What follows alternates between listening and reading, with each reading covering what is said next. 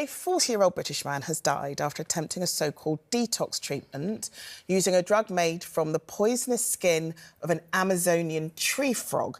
Now, it's caused several deaths around the world. It's called Cambo and can be bought legally in the UK and is often sold as a wellbeing aid that offers users a life-changing experience. Now, there are people... I'm sure there's sort of people that quite a few of us know who've taken part in this sort of putting poison in your system to have an out-of-body experience. And it doesn't always end well, does it? I know people that have done it. And I'll try not to be too graphic because people are probably having a cup of tea, sitting on the sofa after they're off work. It's horrendous. So you basically poison yourself and then you are physically ill for 24 hours and you hallucinate. I mean, to me, I'm looking at that, I'm like, why on earth would anyone...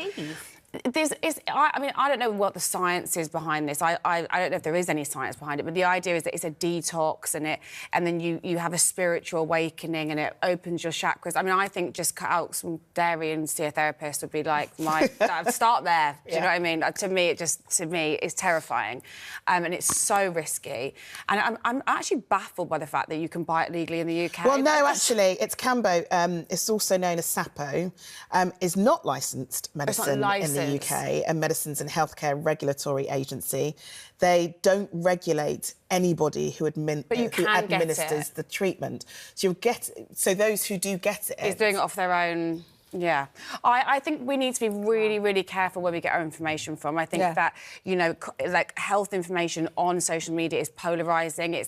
People say things, like, with their chest, with such authority that I think sometimes you're watching something and you think, oh, this person must know what they're talking about. They're saying this with such confidence and vigour. But, you know, often that's because that kind of content performs well in the algorithm. So I think that you need to double-check all the information that you're consuming online around wellness and health. And if that person hasn't been to medical school, I would just take a massive pinch of salt. We were talking about this earlier, but China have actually put stricter regulations whereby you are not allowed to preach about wellness on social media unless you have a degree in it. And so, but that makes sense because if you say you're a doctor, or you're passing on information that a doctor told you, or even that you feel qualified for because verbatim it worked for you, but you cannot just grab a phone, or you can, it turns out, spout this as gospel. And people are going to listen to you. And as you said, look, it's clickbait or rage bait or whatever else you want to call it. You've got people who are filming themselves from the Amazon or on ayahuasca.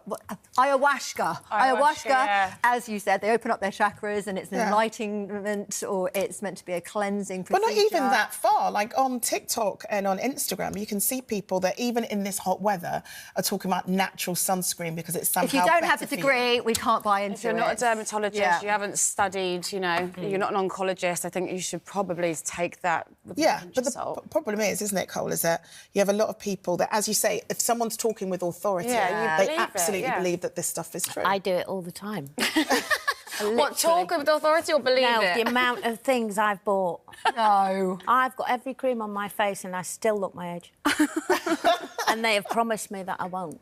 You know what I mean? I am. I go, oh, this sounds great, or they know what they're talking about. And, I fall for it. So if I'm falling for it at my age, I should know better.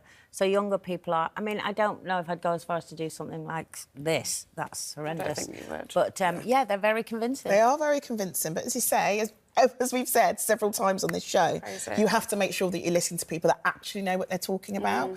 And it's interesting what they're doing in China, actually.